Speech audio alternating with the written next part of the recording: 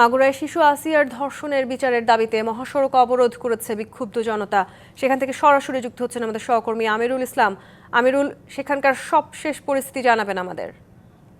যে একেবারে মাগুরা যে জনগণ বা এখানে বাসিন্দা যারা, এটার যে প্রতিবাদ, সে প্রতিবাদে একেবারে বলা যায় উত্তেজনা বিরাজ করছে এবং এখানকার মানুষজন যারা এই ঘটনার নিন্দা যেমন জানিয়েছেন, অনুরূপভাবে অপরাধী যারা আছে তাদেরকে দৃষ্টান্তমূলক শাস্তি, সর্বোচ্চ শাস্তি যেটা, সেই শাস্তি দ্রুত বাস্তবায়নের দাবিতে সড়ক অবরোধ করেছে, সড়কে নেমে এসেছে এবং তারা দ্রুত এই অপরাধীকে যে তাদেরকে শাস্তি দাবি করছে। এবং কথা বলবো, এখানে রয়েছেন যারা এখানকার যে বিচার দাবি করছেন। কি দাবি করছে বিশেষ করে এই ঘটনার? আমরা এর মানে আসিয়া হত্যার যে আসামি সবাইকে ফাঁসির আদেশ, মানে অতি দ্রুত ফাঁসির এর দাবি জানাচ্ছি। ফাঁসি রায় কার্যকর। আপনারা কেনই আন্দোলন করছেন? আমরা আসিয়ার ধর্ষণের বিরুদ্ধে, আমরা আসিয়ার ধর্ষকের ফাঁসি চাই একদিনের ভিতরে, যেভাবে আসিয়া আমাদের থেকে আপনারা কেন কি দাবি করছেন? কি দাবি করছেন? আমি আপনার প্রশ্নটা শুনি। কি দাবি করছেন এই ঘটনার? এই ঘটনায় ছাত্র জনতা এক হয়ে মাগুরার আছিয়ার যে আপনারা জানেন যে নৃশংস হত্যাকাণ্ড, তার প্রতিবাদে ছাত্র জনতা রাস্তায় নেমেছিল যে আসিয়ার ধর্ষণকারীদের ফাঁসির দাবিতে। আমরা বিকাল 3টা থেকে যখন এই আন্দোলনে তারা এক পর্যায়ে রাত 8টা পর্যন্ত এই আন্দোলন তারা চালাইছে, আমরা তাদের বড় ভাই হিসাবে আমরা তাদের সাথে একত্রতা ঘোষণা করে তাদেরকে বুঝিয়ে পড়িয়ে আজকের মতো অন্তত তাদেরকে রাস্তা অবরোধ থেকে বিরত রাখলাম।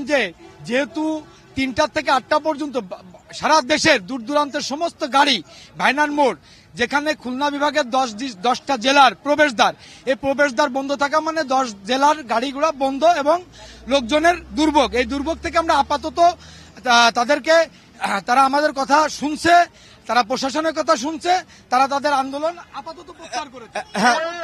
উৎসবে খুশি হবে নগদে বেশি, কারণ ঘন্টায় ঘন্টায় আছে গিফট জেতার সুযোগ। এখানটায় আপনাদের যে আসিয়ার তো ঘটনা যে ঘটছে, এটার আসলে প্রতিবাদ আপনারা জানিয়েছেন, কি দাবি করছেন?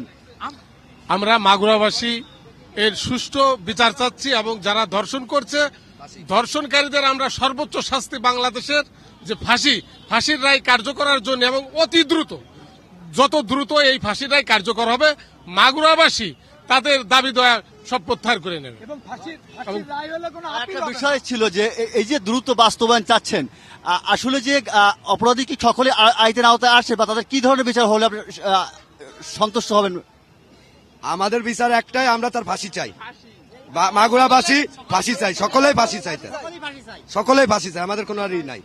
আমরা একটাই ফাঁসি, এর কোনো ফাঁসি দ্রুত করতে হবে, ফাঁসি দ্রুত কার্যকর করতে হবে।